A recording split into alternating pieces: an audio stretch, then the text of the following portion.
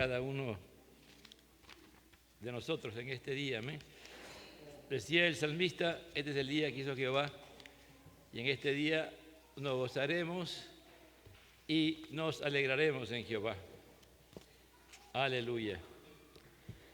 Vamos a buscar en nuestras Biblias, en el Evangelio, en el libro de Romanos.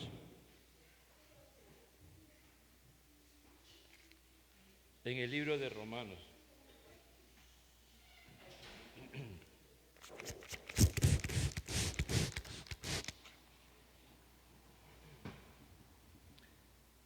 Aleluya. Nuestro Dios es bueno y para siempre es su misericordia. Vamos a hablar sobre la centralidad del Evangelio, sobre la importancia del Evangelio. Es que es de suma trascendencia para nosotros como creyentes y también para la familia. Dice así la palabra del Señor en el nombre del Padre, del Hijo y del Espíritu Santo, Romanos capítulo 1, verso 16. Porque no me avergüenzo del Evangelio, porque es poder de Dios para salvación a todo el que cree, al judío primeramente y también al griego. Porque en el Evangelio la justicia de Dios se revela por fe y para fe. Como está escrito, mas el justo por la fe vivirá. Tomen asiento, amados hermanos. Bueno, me hacen un favor. Siempre miren, si los pequeños entran al baño, ¿quién entra? No debe entrar solo, ¿ya? Porque el otro día han hecho una travesura muy grande. Los niños pequeños, al de hombres, por favor. Dice, el Evangelio, ¿qué es el Evangelio? Si avanzan sería saludable, porque yo no escucho, yo tengo, no, avancen hacia adelante, no hacia atrás. A ver, ¿qué es el Evangelio? Yamil Rodríguez Elías. ¿Qué es el Evangelio? ¿Cómo? La enseñanza. Ya. La enseñanza de la palabra de Dios. Amén. Micaela.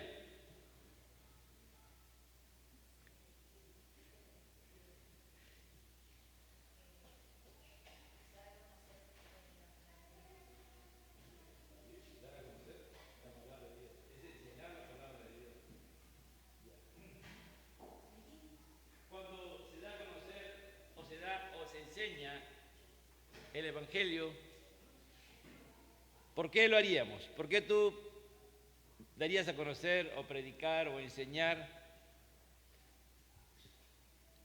la palabra de Dios? ¿Por qué tú lo harías? ¿Por qué tú lo harías, Pedro Enciso? ¿Por qué tú lo darías? ¿Vas a escuchar la pregunta? ¿Para qué? Amén. Para que las personas que no conocen alcancen salvación. A ver, Leo, ¿para ti qué es el Evangelio? Las buenas nuevas. Muy bien. Entonces, ¿qué dijiste? Yamil dijo ¿qué? Enseñar, ¿no? Micaela dijo presentar, ¿no? ¿Y quién más fue? Pedro, ¿qué dijo? Y Leo dice las buenas nuevas, ¿no? El Evangelio es una palabra que se usaba, no sé si era de trascendencia latín o griego, ahí sí no he estudiado, no he llegado a la raíz de donde nació esa palabra, pero sí, Evangelio en griego es evangelión, y como decía Leo, eran buenas noticias. ¿Qué es Un heraldo. ¿Saben alguno qué es un heraldo? Un heraldo. ¿Ah? El que pregona, es un pregonero, dice el hermano Ruperto Michán. ¿Sí? Es un heraldo que proclama una buena noticia, ¿no? Y por lo general, en el caso del Imperio Romano, ellos proclamaban y salían por todo el imperio a proclamar, por ejemplo, si el emperador había tenido un hijo varón, entonces ellos tenían que había garantía de que el imperio iba a seguir para adelante, ¿no? Y si habían ganado una guerra en las Galacias, por ejemplo, ¿no? Ellos anunciaban, la noticia llegaba a Roma y después ellos hacían que se proclamara por todo el imperio romano que le habían ganado la guerra a los Galacias, a los de Galacia, y que ahora habían anexado todo ese imperio al imperio romano. También, por ejemplo, si la hermana Modesta decía, hoy día voy a hacer, ¿cómo se llama lo que ella hace? Me olvidé. Picarones no es. Guantán frito, ¿no? Si la hermana dice, hoy día voy a regalar guantán frito a todos los hermanos de la iglesia. Entonces, si viene acá, hay una buena noticia. ¿Cuál es la buena noticia? La hermana va a regalarle 10 guantán fritos a cada hermano de la iglesia. ¿No? ¿Esa era una buena noticia o no? Claro, el pan, por ejemplo, había gente que decía, hoy día voy a alimentar a todo este pueblo con pan. Esa era buena noticia, ¿me entiendes? Entonces, cuando Pablo, o cuando se predica, no es Pablo, sino ya cuando se comienza a escribir, se usa esa palabra, ¿no? Para proclamar, qué buena noticia. Ahora ya, ¿cuál es la buena noticia? ¿Cuál es la buena noticia, Elías, Alicia, Elías? ¿Ah? Ajá. Ya, la buena noticia es que hay esperanza, ¿no? Que a través de la muerte gloriosa de Cristo Jesús hay buena noticia. A ver, léeme Primera de Corintios capítulo 15, versículo 1 al 4.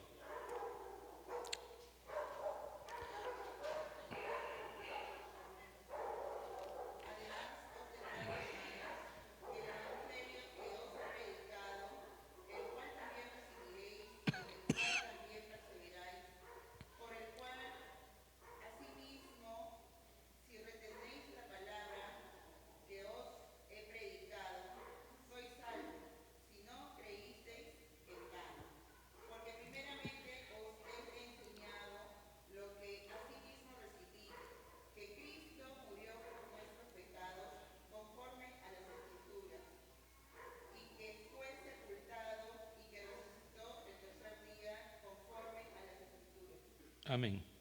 Hoy, por ejemplo, Pablo está definiendo el Evangelio, en pocas palabras, ¿no? Está definiendo lo que es el Evangelio. ¿Cuál es la buena noticia? De que Cristo murió por nuestros pecados. ¿La buena noticia es que Dios nos ama o que Cristo murió por nuestros pecados? ¿Qué dicen ustedes? A ver, Daniel, ¿la noticia es que Dios nos ama o que Cristo murió por nuestros pecados? ¿Ah? Que murió. A ver, Valentino, Chávez, Ramírez. ¿Cuál es la buena noticia? ¿Que Cristo murió por nuestros pecados o que Dios nos ama? Que Jesús murió por nuestros pecados. Porque había, ¿qué dice Romanos 3:23 y otro me lee Romanos 6:23?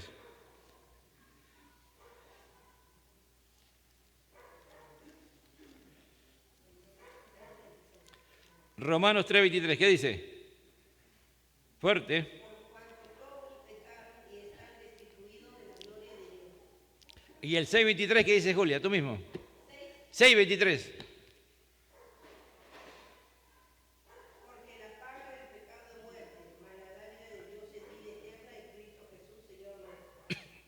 Claro.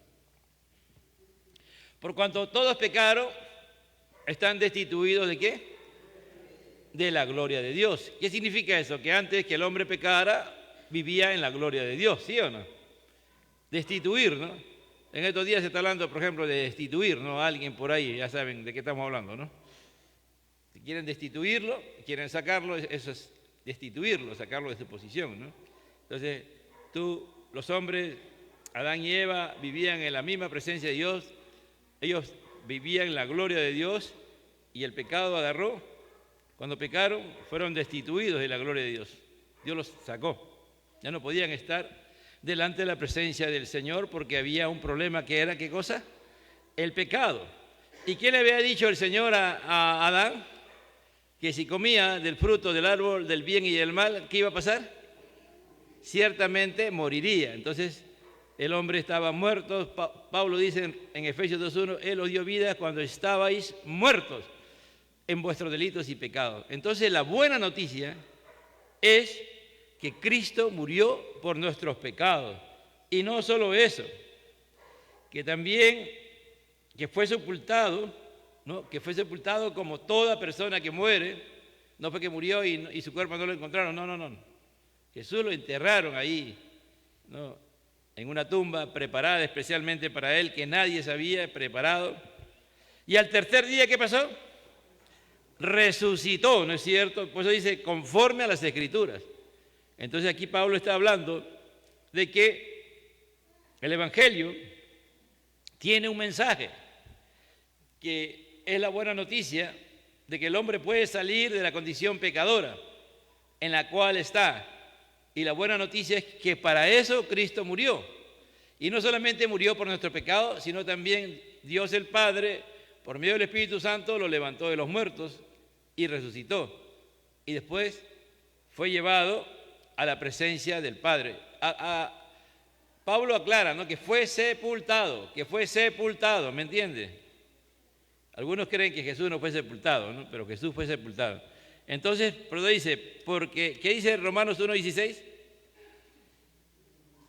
Porque no me avergüenzo del Evangelio, porque es poder de Dios para salvación a todo aquel que cree, al judío primeramente y también al griego. Nosotros, la humanidad ha entrado en un proceso de ver nuestra fragilidad, lo frágil que somos, amado hermano. Este tema del COVID y otras cosas que están saliendo por ahí nos demuestran que el hombre en sí mismo no está seguro. No hay ningún ser humano que pueda estar seguro, amado hermano. Aunque los hombres creen que sí están seguros, no hay muchos que creen que sí. El otro día no sé con quién hablaba y le decía que tú te puedes morir atorándote con tu saliva. ¿Sí o no? Hay gente que se muere y se atora con su saliva, hermano. ¿A dónde pasa la saliva? A donde comienza el pulmón. Entonces el aire no puede entrar por ahí. ¿Me entiende? Y se muere la gente. Por algo tan sencillo, de verdad. Se puede morir. Porque si tú te atoras y no hay a tu lado nadie, no hay quien te golpee la espalda para que botes la flema o lo que tienes ahí, te mueres. Algo. Entonces, pero el hombre vive de tal manera que no tiene temor a la muerte hasta que la muerte lo llega. Hace un momento la hermana Carmen, ¿no? Pérez me llamó porque no podía venir a tener parte de la lectura de la palabra, porque ellos tienen un amigo joven, ¿no? Que han estado ministrándole, Ronald y ellos, y que el día de hoy en la madrugada, o anoche creo que se puso mal, estaba con hemorragia y a las 4 de la mañana murió. Así, ¿no? Lo llevaron, él estaba bien, y cuando han hecho el diagnóstico tenía hemorragia en el estómago. Es decir, unas úlceras sangrantes tan fuertes que le quitó la vida, ¿no? Él es joven, es esposo, es padre, deja a su esposa, deja a sus niños pequeños, ¿no? Pero lo más triste no es tanta la gente del mundo, sino los cristianos o los creyentes, como se ha hablado tanto, no sé si está atento usted a la enseñanza del Evangelio de Mateo, que el reino de los cielos es, dice, ¿no? Y tú dices, y ahí encuentra que son salvos y no salvos, ¿no? En el reino de Dios, o en el reino de los cielos que dice Mateo, hay gente salva y no salva, ¿no? El día de hoy hay muchos de los que podemos estar aquí y cada uno sabe su vida, ¿no? Cada uno sabe cómo está andando, si realmente tiene comunión con Dios o no tiene comunión con Dios, si ama a Dios o no ama a Dios. Y ese es el gran problema de que hemos estado trabajando en este libro que se llama, ¿cuál es el título del libro? Me olvidó. No, es ya. El tema es que muchas personas, y aún los cristianos también, cuando no tenemos realmente una conversión con frutos dignos de arrepentimiento, lo que hacemos es nosotros mismos solamente nos preocupamos por nuestra forma, por nuestro comportamiento. Y lo mismo hacemos con nuestros hijos. Pero el comportamiento es resultado, realmente soluciona los problemas si yo cambio mi manera de comportarme y ya no miento. Antes mentía, ahora ya no miento, porque ya me di cuenta de que no debo de mentir. Entonces, en mi mente me programo y me vuelvo a programar y me vuelvo a programar que no debo de mentir, no debo de mentir, no debo mentir. Entonces, yo no miento, ¿no? Es como, por ejemplo, tú vas a una iglesia y te dicen, si tú no haces esto, no eres salvo. Si tú no haces esto, no eres salvo. Si tú no haces esto, no eres salvo. Y todos los días y todos los cultos te lo dicen. Y tú cuando vas a la palabra de Dios no te lo dice. Pero lo dicen de tal manera que al final esa persona cree lo que le dicen. ¿Qué está cambiando?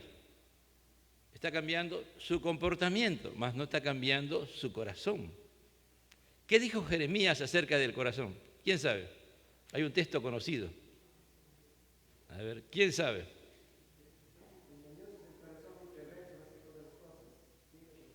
Engañoso y perverso. ¿Sabes? ¿Alguna vez alguien te ha dicho, tú eres un perverso? ¿Tú eres un maldito? No creo, ¿no? Pero es parecido a eso. Mira, cómo Dios a través de Jeremías describe el corazón del hombre. ¿Por qué? Porque le estaba hablando a un pueblo que vivía en dos caminos, ¿no? Ellos decían que amaban a Dios, pero hacían lo contrario. Y a Dios le estaba hablando a través de Jeremías que se arrepintieran, porque si no, Dios los iba a castigar. Al final, no se arrepienten y a través de la boca de Jeremías le dice, 70 años van a estar, Dios los va a llevar a Babilonia, 70 años van a estar allá. Pero antes le dice, ¿no? Engañoso y perverso es el corazón más que todas las cosas. Ahora, ¿quién cambia ese corazón? ¿Quién transforma ese corazón? Tú puedes, miren, nosotros en la iglesia, todos los ministerios que hay, enseñamos, como bien dijo Yamil, la palabra de Dios, que es el Evangelio, en el fondo. Porque el Evangelio comienza en Génesis y termina en Apocalipsis. Porque algunos piensan que el Evangelio solamente es el Nuevo Testamento. No, hermano, toda la Escritura es el Evangelio. Y al final, si queremos personificar al Evangelio, ¿saben quién es el Evangelio? Jesucristo. Cristo es el Evangelio, Cristo es la buena noticia. Que Él vino, que Él era Dios y se hizo semejante a los hombres. Y tomó la forma de hombre, con el propósito de ir ¿a dónde? A morir a la cruz del Calvario por causa de nuestros pecados. Entonces, si nosotros no entendemos qué es el Evangelio, si no lo entendemos realmente, podemos fracasar en todas las cosas que hagamos, ¿no? A veces tratamos de enseñar acá en esta iglesia lo que está escrito en la palabra y lo hacemos con bastante insistencia, pero el Señor dijo un día, ¿no? Muchos llamados, pocos escogidos. Bueno, que yo esté en una posición de pastor, a mí no me garantiza que yo voy a terminar la carrera. La posición de pastor a mí no me garantiza nada, ¿entiende? A mí lo que me garantiza mi posición delante del Señor es cuánto yo creo y vivo conforme, cuánto creo el Evangelio y lo que yo vivo es conforme al Evangelio. ¿Entiendes? Porque muchos piensan, ¿no? Ah, ya tú eres pastor, ya tú ya no tienes problema, ya tú eres salvo, no hay ningún problema contigo. No, hermano. Ya tengo más de 40 años en el Evangelio y conozco un sinnúmero de personas que han sido ministros y el día de hoy están perdidos, ¿no? Y bien perdidos. Y cuando yo comencé el Evangelio con un grupo de hermanos, muchos de ellos ya no están. Muchos de ellos ya no están. Entonces, el Evangelio es una vida, una vivencia, una vida plena, amado hermano, una vida. Jesús dijo, yo he venido a dar vida y vida en abundancia, es la vida plena. Entonces el Evangelio tiene que ser lo central de nuestra vida, ya sea como padre, como madre, como esposo, como esposa, como hijo, como creyente. Para todo provee el Evangelio.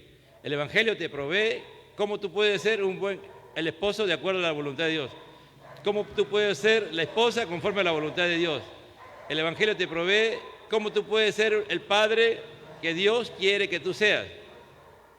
El Evangelio te provee para que tú seas la madre que Dios quiere que tú seas. El Evangelio provee todos los requisitos para que tú seas el hijo que Dios quiere que tú seas. El Evangelio te provee todo lo que tú necesitas, tú y yo necesitamos para ser discipulados, para ser discípulos del Señor. Pero decía hace un momento que acá en la iglesia formamos a los hermanos. Esa es la responsabilidad de la iglesia. Por eso que hay ministerios en la iglesia. Por eso que nosotros nos hemos atrevido y hemos creído que el ministerio de la familia es algo importantísimo. Pero hay muchos hermanos que no lo creen, ¿no? Hay hermanos que para ellos ya saben de todo, hermano. Pero tú vas a tus casas y vas a encontrar aquellos que no aparecen acá los jueves. Es casi seguro, hermano, que tú vas a sus hogares y vas a encontrar temas ahí, y temas, y temas, y temas. Hermano, yo puedo saber mucho de la palabra. Yo te puedo saber griego, hebreo, arameo y todo, y decirte qué significa, cuándo se aplica, cómo se aplicaba, y de nada vale eso si yo no vivo conforme a la palabra. Esa obra ya no lo hace ningún ministerio que tiene la iglesia. El que lo hace es Dios. Ahora, usa los ministerios, Dios usa los ministerios. Cuando enseño, cuando proclamo, cuando predico, cuando aconsejo, cuando oro, cuando ministro, en todo momento la palabra de Dios es trascendental, amado hermano. Es decir, el Evangelio tiene todo ello. Pero hay muchos que solamente creen que el Evangelio es para cambiar el comportamiento de la persona. Y están felices porque sus hijos han cambiado. Pero a veces encontramos que los hijos pueden cambiar su forma, pero su corazón está lleno de pecado.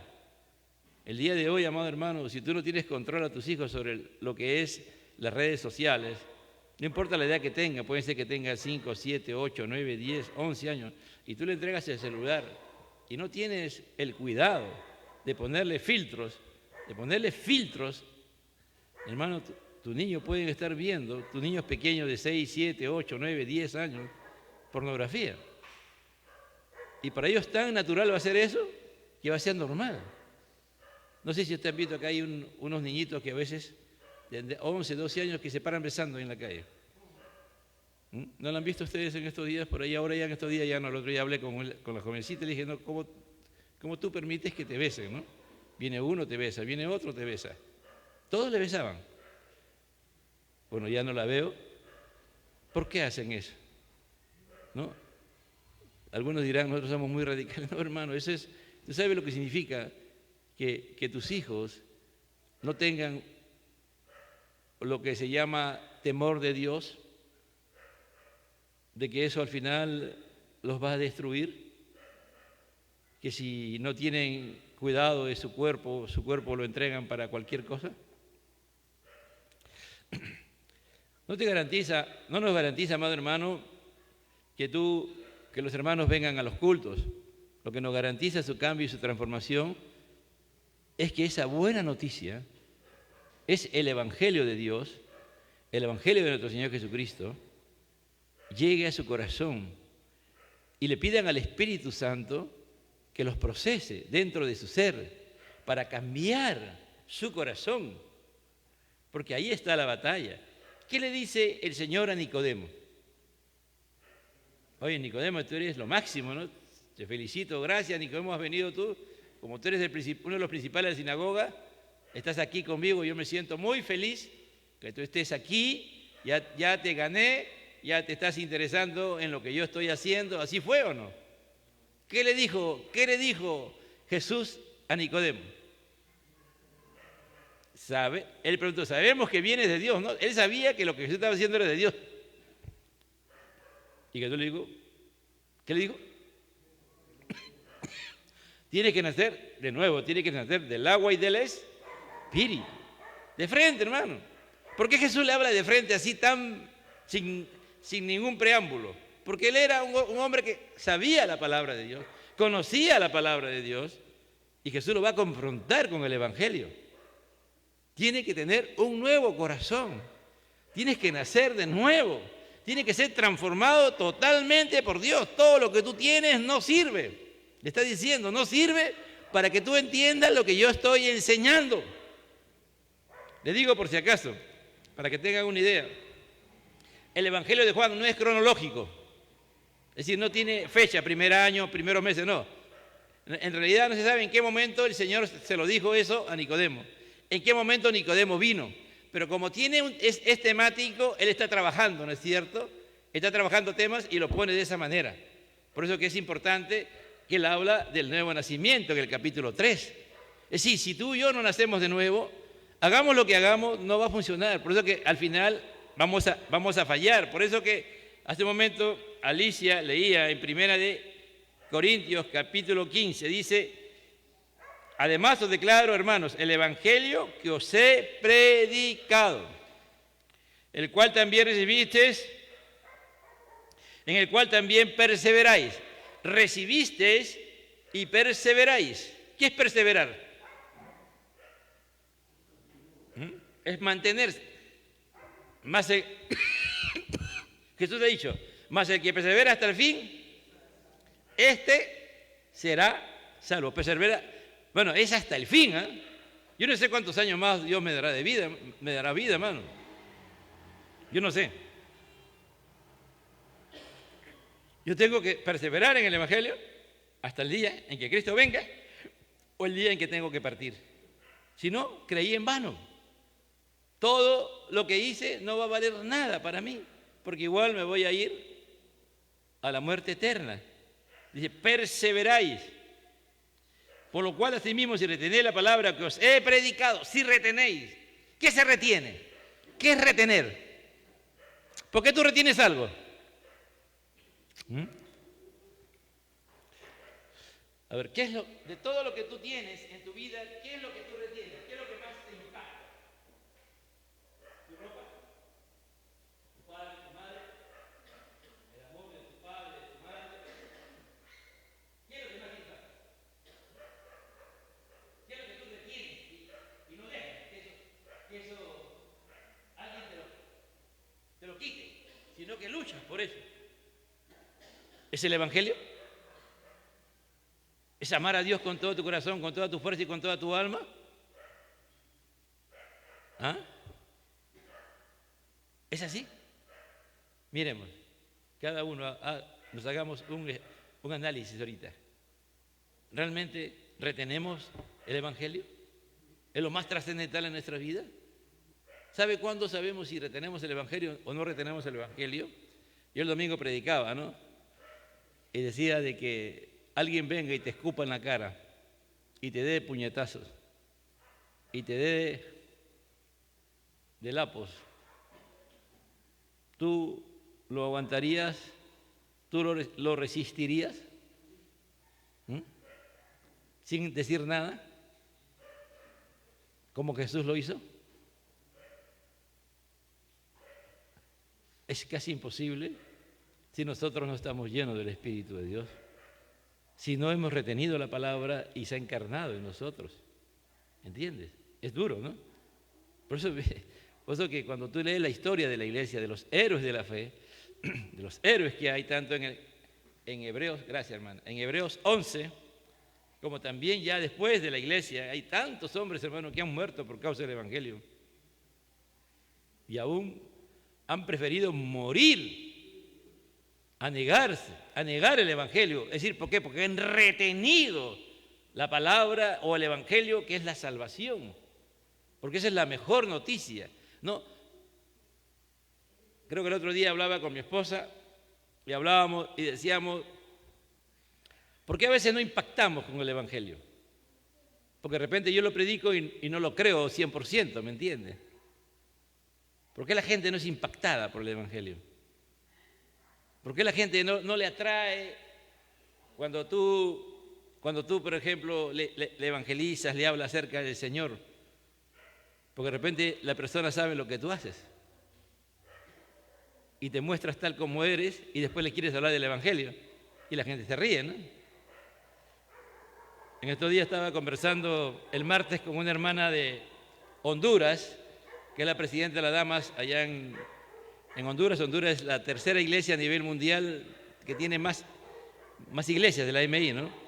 Y ella me decía, ¿no?, que en Honduras es un país que está luchando por salir de la pobreza, pero lo que ella me decía, que era en el barrio que ella vivía, la gran mayoría de las personas que viven ahí son cristianos.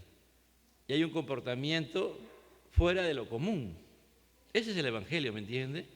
Cuando tú, lo que tú crees, lo vives tan apasionadamente que tus mismos hijos, tus hijos, no quieren vivir una vida falsa. Ellos mismos buscan que Dios los convierta y los transforma. Ellos buscan un deseo de querer cambiar y ser transformados por Dios. A veces yo converso con algunas madres y para cada hijo me dan una justificación. No, es que, ya, amén. Pero mi responsabilidad como pastor, le digo, hermana, usted tiene que confrontar a sus hijos con la palabra, con el Evangelio, ¿no? Usted no puede estar justificando a todos sus hijos. Bueno, si usted ves que tu hijo no ama a Dios y comete pecado, tú tienes que decirlo. Si tú no le dices, tú le estás llevando al infierno. ¿Me entiendes? Tú estás aprobando lo que él dice o lo que él hace. Lo estás llevando a las puertas del Hades. Bueno, tenemos que hablar, claro, con sabiduría. Decirle, ¿cuál es tu condición? ¿Cómo está su corazón? Amado hermano, el Evangelio tiene que transformar el corazón de cada uno de nosotros. Y este proceso, en algunos, dura toda su vida, toda la vida. Leía a este autor, a Ted Tripp, y decía, él hacía un diálogo con su hijo, ¿no? Y le decía que él tenía un hijo que era inteligente, pero que el niño había cometido una falta, entonces él le tenía que decir la falta que había cometido. Pero también él les tenía que decir que él también, a veces él es mentiroso. Así como su hijo había mentido, le decía, yo también, hijo, yo a veces miento. Cuando yo exagero, mentir no siempre es cambiar la versión. A veces mentir es exagerar, por ejemplo. No dice, fueron 30 personas, dice, bueno, fueron 50 personas. No, y otras cosas más aumentamos, ¿no? Y que no son en realidad, esa es mentira, pues. Ahora, él enseñaba a su hijo y le decía, el ladrón roba, cuando roba el ladrón, ¿se hace ladrón o roba porque es ladrón? Voy a preguntar, mira, ¿el ladrón roba porque es ladrón? No, perdón. Cuando tú cometes una falta, tú robas algo, vas al trabajo y le robas tiempo en el trabajo. Tienes que trabajar 10 horas y trabajas 8 horas. Tú eres experto cabreando las 2 horas, ¿cómo lo disfrazas? Ya, no sé. Pero tú sabes que esas 2 horas no has trabajado. Ahora, esas 2 horas que has robado de tiempo, que al final te lo van a pagar, te hace a ti, ¿qué te hace a ti? Que has robado esas horas, ¿no? Es decir, el robar a ti una vez te hace ladrón, o tú robas porque eres ladrón. ¿Se entiende? Mano, esa persona ya es ladrón, ¿me entiende? Es mentirosa. No es que primera vez que miente, hermano. Todos somos mentirosos. De una u otra manera a veces mentimos, hermano. No hay persona que no haya mentido después de que se ha convertido a Cristo. ¿Sí o no? Y cuando mentimos, ¿qué le estamos diciendo al Señor? ¿Qué dice Deuteronomio 6? El famoso texto que todos debemos saber, porque es el texto que más se repite acá en el misterio de la familia. Y amarás oye Israel, Jehová nuestro Dios uno es. ¿Qué más? ¿Qué más? Y amarás al Señor tu Dios con todo tu corazón, con toda tu alma, con toda tu mente y con toda tu fuerza. ¿Amamos al Señor con todo nuestro corazón cuando mentimos, cuando exageramos, cuando hacemos cosas que sabemos que es pecado? ¿Por qué lo hacemos? Porque hemos dejado de amar en ese momento al Señor. Ha dejado de tener el primer lugar. ¿Sí o no? Porque para salir del problema, tú mientes. O haces algo indebido y pecas. Para saliste del problema, ya solucionaste tu problema. Pero pecaste contra Dios.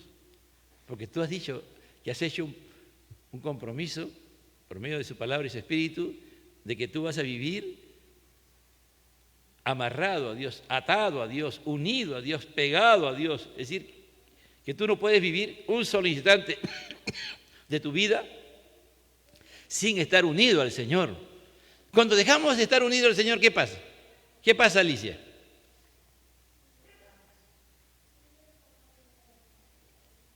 ¿Y cuáles serían los pecados más notorios que salen de nosotros? A ver. Cada uno conoce su vida, cada uno conoce su historia. Nadie es igual a otro. Lo que quiero decir es, por ejemplo, si tú eras una persona mentirosa siempre en el mundo, lo que vas a volver a hacer, los primeros pecados que vas a cometer eran los pecados más fuertes que tú tenías. Porque Satanás te lo va a presentar, ¿me entiendes? Para que vuelvas a mentir. Si eras persona, murmuradora, eras una persona chismosa o chismoso, ¿qué vas a hacer? A chismear. A veces hay creyentes que chismean sin ningún problema, hermano. Y piensan que, como no les pasa nada, lo siguen haciendo. ¿Tú crees que qué buena noticia podemos llevarle a la gente si yo estoy chismeando, estoy mintiendo, estoy haciendo cosas? ¿Tengo autoridad para llevarle buena noticia a mis hijos? ¿Tú crees que nuestros hijos no se dan cuenta que estamos mintiendo? El famoso, no se lo diga, las cosas que pasan en la casa, no se lo digas a nadie, ¿no? No sé, Dios permite que ninguno que esté aquí haya hecho, que tenga esa costumbre de decir, no, lo que pasa aquí, nadie lo sabe, ¿eh? Nadie lo sabe. Y el niño que escucha, lo primero que hace, sale y se encuentra con su amiguito y le dice las cosas que han pasado en su familia. ¿Pasa eso o no pasa eso? ¿O me equivoco? ¿Ah? Eso es lo primero que hace un niño, de verdad. El niño le va a decir, oye, mira, mi papá y mi mamá se pelearon, se insultaron, se hicieron cosas bien feas. Yo estaba asustado. Y después me dijeron, no le digas a nadie lo que ha pasado. Así pasa, hermano, de verdad. Porque el niño aún sigue con temor. Si el papá o la mamá le amenaza, no le digas a nadie, está con más miedo, pues, hermano. Entonces ahí, tú sin querer, te enteras de la boca de ese niño las cosas que están pasando. Entonces, el Evangelio, lo primero que Dios va a hacer, ¿qué predicaba Jesús? ¿Qué es lo primero que predicaba Jesús? Según Mateo. ¿Qué es lo primero que predicaba Jesús?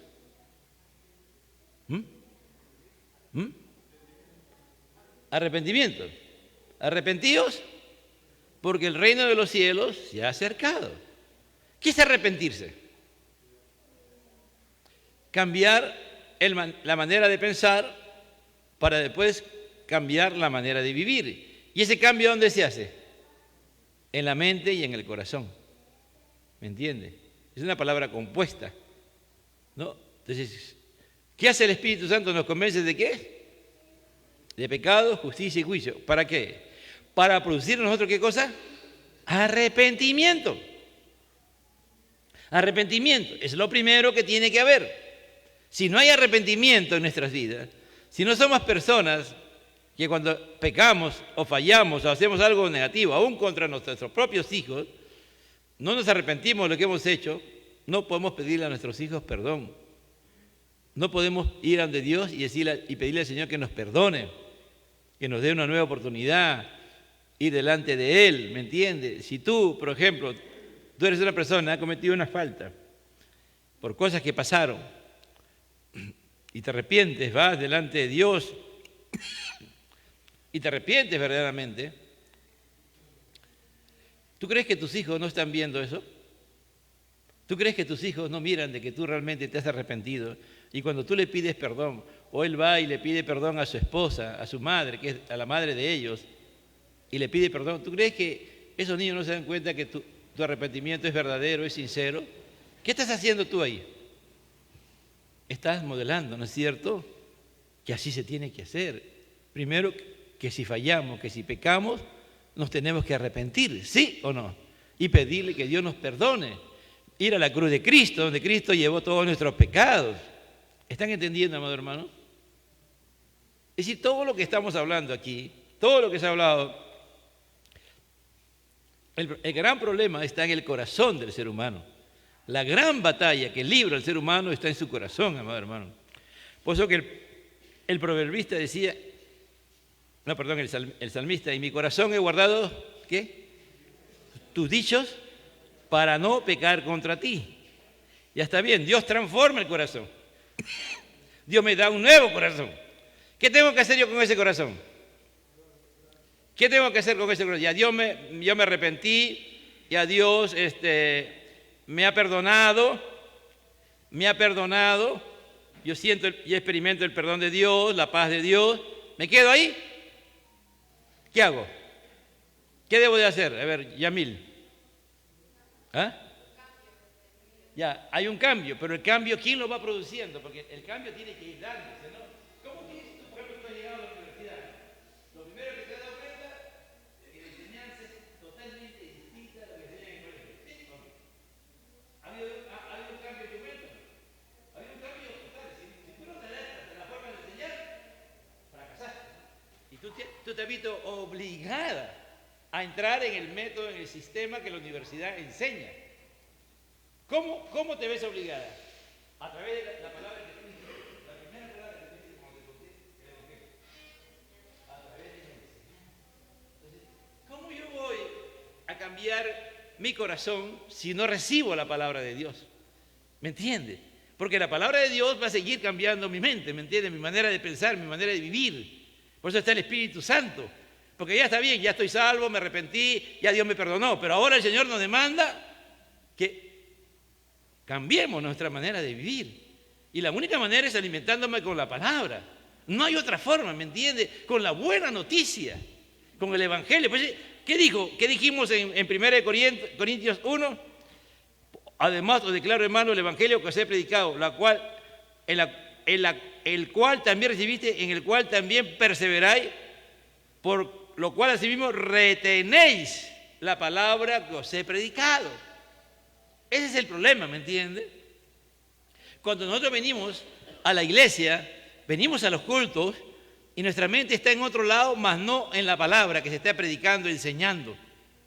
Y a veces más importancia tiene los problemas que tenemos o algo nos distrae en el culto y comenzamos a mirar.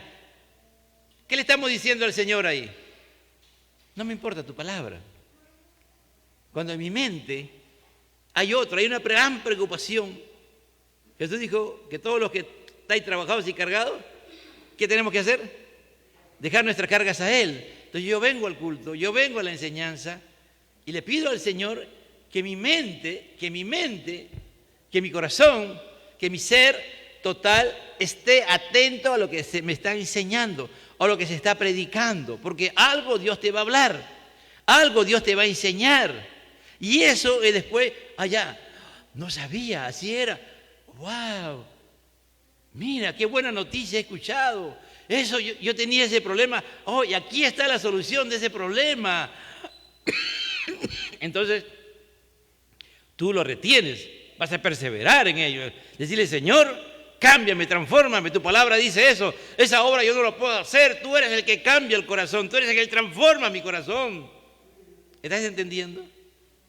Entonces, ese es el problema. Por eso, ¿qué dice Deuteronomio 6? ¿Qué tenía que hacer el padre con la enseñanza que hacía de sus hijos? Enseñarle en todo lugar que él pudiera, ¿sí o no? Por todo lugar. Porque en la vida diaria, porque al final, un día, nuestros hijos se van a ir de nuestra casa. Un día, Micaela, Yamil, Daniel, ¿no? Leonardo, George, Cristel van a decir, mamá, yo me quiero casar. ¿Qué es lo más importante que ellos deberían de llevarse cuando salgan de la casa?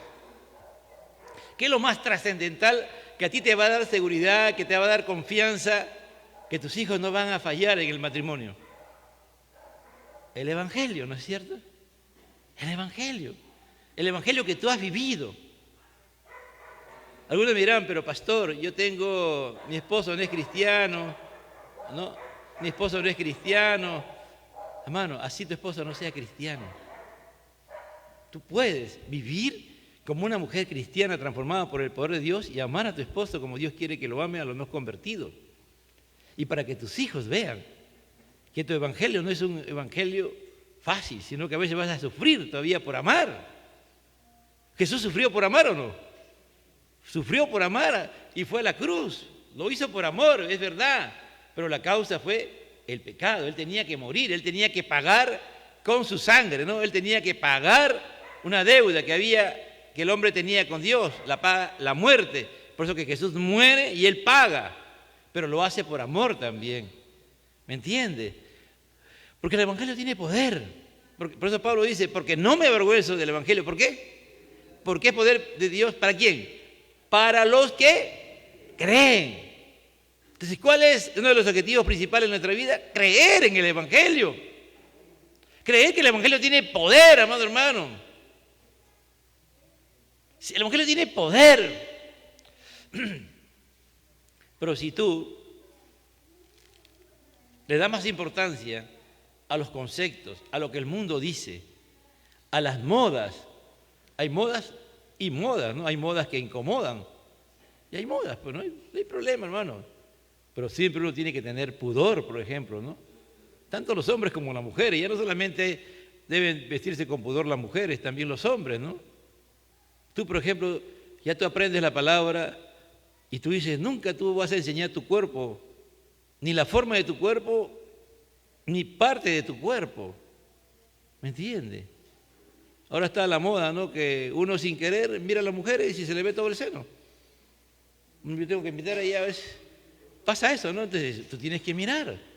Dices, no, esto es, si tú eres una joven, una doncella, un adolescente, ese cuerpo es para el hombre o la mujer que Dios tiene para ti. Y si tú eres casada, es para el marido. Solamente a él ante Dios y ante él te puedes descubrir. Así seas soltera, ¿me entiendes? Pero no es que ahí yo voy a estar ahí midiendo, no, hermano, eso es absurdo, ¿no? Que no cuánto mide el pelo, que si esto, que si la falda tiene que ser larga, esas son cosas, hermano, de los hombres. ¿De qué vale que yo pueda tener la falda larga, el pelo largo, si en mi corazón hay una rebeldía terrible? No obedezco, puedo tener todo eso y yo le he enseñado a mi hijo a ser rebelde. Yo soy una mujer rebelde, no me someto a mi esposo. Siempre le contradigo, siempre estoy peleando, siempre. ¿Qué estoy haciendo con mi hijo? Una mujer peleona, un hijo peleón. ¿Me entiende? Eso es lo que le estoy enseñando. Y después salgo a predicar, a enseñar, a evangelizar, a discipular. Nuestros hijos nos dicen, oye, ¿qué pasa acá, no? ¿Ese es el evangelio? Ese no es el evangelio, hermano. Eso nunca ha sido el evangelio. Por eso que aquí está terminando este libro el hermano y está volviendo a insistir en estas cosas, ¿no? Como vuelvo a repetir, y ya quiero ir terminando, ¿cuál es la labor de la iglesia? ¿Quién transforma? ¿Quién transforma? Dios por medio de su palabra y su Espíritu Santo, ¿sí o no? ¿Quién forma en la iglesia? Los ministerios que hay, ¿no es cierto?, en la iglesia son para formar, guiados por el Espíritu Santo, hermano. Y el reto de nosotros es como creo, el otro día predicaba, no sé si fue el hermano el martes, ¿no?, que hablando de abrir las Escrituras. Cuando Jesús estaba, mire, Jesús estuvo 3 años y medio con ellos. Y estaba a su lado y no sabían que Jesús estaba ahí. Jesús tuvo que partir el pan para que ellos se dieran cuenta que Él era Jesús. A ti no te garantiza, hermano, que vengas a todos los cultos, que se te abran las Escrituras y tu corazón arda. Tú tienes que pedirle al Señor, Señor, yo no quiero perder mi tiempo. Yo quiero que tú me uses por la causa por la cual tú me creaste y me has salvado. Tú tienes un propósito en mi vida, Señor. Yo quiero que el Evangelio, la buena noticia, me transforme todos los días, Señor. Yo quiero eso para mi vida. Bueno, ¿de qué vale que tú formes a tus hijos y después el estudio vale más, la profesión vale más, en otra palabra, el dinero vale más que Dios? ¿Cómo tú te sientes? ¿Tú te sientes bien? ¿Tú te sientes orgulloso que tu hijo ahora te viene y te da tu propina o te da conforme a la palabra, te honra y te honra bien honrado? ¿Estás feliz por eso? Si tú estás feliz por eso, arrepiéntete y conviértete, amado hermano. Tú no debes estar feliz porque tu hijo es un profesional y ahora hace esto, no. Tú debes estar feliz cuando tu hijo sigue siendo el que es, pero sigue amando a Dios sobre todas las cosas, amado hermano. Que la razón de su vida es Dios. Todo lo que él hace es por causa de Dios. Si es un excelente esposo, si es un excelente padre de familia, conforme a los principios de la palabra de Dios, que es un tremendo trabajador y es buscado por ser trabajador, por los talentos, por los dones que Dios le ha dado, él en todo momento honra a Dios sobre todas las cosas. ¿Me entiendes, amado hermano? No es fácil, ¿no? Pero si tú incentivas esa área, no, sí, hijito, tienes que estudiar, tienes que hacer lo otro, pero junto con eso no lo pegas, no le pides al Señor y a Él también que se pegue, que se adhiera al Señor Jesucristo por medio de su palabra y su Espíritu Santo, y que la buena noticia, que es el Evangelio, todos los días haga algo nuevo en su vida, algo distinto. Mano, eso es lo más grandioso y glorioso que tú tienes. Para mí, bueno, yo tengo 2 hijos, ¿no? Mi hijo mayor yo creo que lucha por ello, usted lo conoce. Y con Emily tengo algunas cositas, ¿no? No puedo decir pero con Carlos Jesús y su esposa y mis nietos, ellos están pidiéndole al Señor vivir conforme al Evangelio, ¿no? No es fácil, hermano, porque ese es el gran reto. ¿Cómo tú transfieres el Evangelio a tus generaciones? ¿Cómo yo como pastor le transfiero el Evangelio a ustedes? ¿No? Oremos por el ministerio de familia, hermano. Bueno, hoy el hermano Steven no ha venido por cuestión de trabajo. Ya saben que el hermano Ronald y Carmen no han venido por el tema de ese amigo que ellos estuvieron evangelizando y ha partido a la presencia de Dios. Pero lo demás, solamente mi hermano Pedro nomás es el héroe del ministerio de la familia y que tiene el apoyo de Jorge y de Linda. Entonces, es casi... El Evangelio, cuando hace años me ungieron al completo ministerio, el pastor Benjamín García de Puerto Rico me dijo algo bien claro: el ministerio no se compra ni se vende. El ministerio no se compra ni se vende, amado hermano. Yo los puedo amar a ustedes y los amo, y Dios sabe que los amo, pero también a la hora que están haciendo las cosas incorrectamente lo tengo que decir. Yo sé que a algunos no les gusta, porque todavía la buena noticia no está haciendo esa buena obra en su vida, el Evangelio, ¿no? Pero cuando dejamos que Dios forme nuestras vidas, amado hermano, uno puede tener paz, ¿no? ¿Te imaginas que después de todo esto, de estas enseñanzas que se ha dado, y un día escucha a alguno de ustedes y como padre está diciendo a su hijo, oye, ¿por qué te portas así? ¿Por qué haces eso? Haz esto, y le dice lo que tiene que hacer. Como padre, ese padre fracasó. Yo como pastor fracasé, porque ese padre le está diciendo a ese niño que se comporte, mas no le está confrontando con su pecado de rebelión. ¿Entiende? No lo está confrontando con el pecado de rebelión. Porque no, al final hace como todo el mundo, pero no. Cambia tu comportamiento y yo estoy feliz. Si te comportas bien, ya sabes todo lo que tienes. No, hermano. El comportamiento no te garantiza que hay una transformación en su corazón. Por eso el Señor, a través de Juan el Bautista, decía, haced frutos dignos ¿de qué? Del arrepentimiento. Frutos que dignifiquen que tu vida ha sido cambiada y transformada ¿por quién? Por Dios. Esos son frutos dignos de arrepentimiento. Frutos que tú dices, esta es obra de Dios. Esta obra la ha hecho Dios, no la ha hecho el hombre. Porque este hombre era así, esta mujer era así, y ahora ha sido cambiado y transformado. Por eso son frutos dignos de arrepentimiento. Ha ido a la cruz de Cristo, donde Cristo murió por nosotros los pecadores. Termino leyendo nuevamente 1 Corintios 15. Además, os declaro, hermanos, el evangelio que os he predicado, el cual también recibisteis, en el cual también perseveráis, recibisteis, perseveráis. Por lo cual, asimismo, si retenéis la palabra que os he predicado, sois salvos. Si no, creísteis en vano.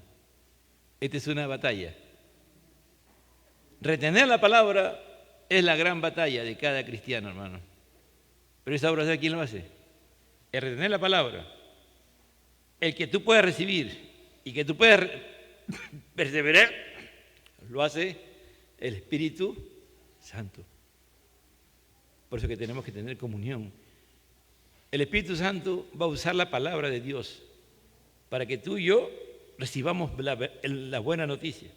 El Espíritu Santo va a hacer que tú perseveres, pase lo que pase. Así te ofrezcan. No, de repente a esta joven viene un día un multimillonario, ¿no? Dices, yo quiero que tú seas mi esposa. Y le presenta todo lo que tiene, pero es un pervertido, es un pecador. No va a ser fácil, pero es una joven, ¿no? Pero si esa joven sabe quién es su Señor, va a decir, ahí nomás, no quiero nada tuyo, nada. Si tú quieres que yo me case contigo, Dios te tiene que cambiar y transformar tu corazón y ser una nueva criatura, una nueva creación. Y lo más importante, si retenéis la palabra, eso es, se queda en nuestra mente y en nuestro corazón. Ese es el trabajo de los padres. Pedirle al Señor que Él haga esa obra. Tú no lo vas a hacer, pero vas a modelar. La enseñanza más efectiva en la familia es el que tú modeles como un verdadero y auténtico cristiano o cristiana. Y tus hijos van a seguir el Evangelio no por ti, sino por aquel que ha transformado tu vida y convertido tu vida en un hombre o una mujer de Dios. Padre, estamos ante ti, Señor, para pedirte misericordia, para rogarte y suplicarte en esta noche que tú sigas trabajando en nosotros, en mi vida principalmente. Ahora no solamente soy padre, soy abuelo, Señor, soy pastor por pura gracia y misericordia tuya. soy líder en esta comunidad. Por la gente me reconoce, Señor, como líder. Te pido en el nombre de Jesús, porque mucha gente me conoce como pastor y ven que soy uno de los líderes de esta comunidad. En todo momento, Señor, tengo que mostrar el Evangelio, la buena noticia en mi vida, en mi corazón, viviendo a la altura, viviendo como tú quieres que yo viva, Señor amado. Por eso te pido que tú sigas obrando en nuestros corazones, en nuestras vidas, Señor. Amén y amén.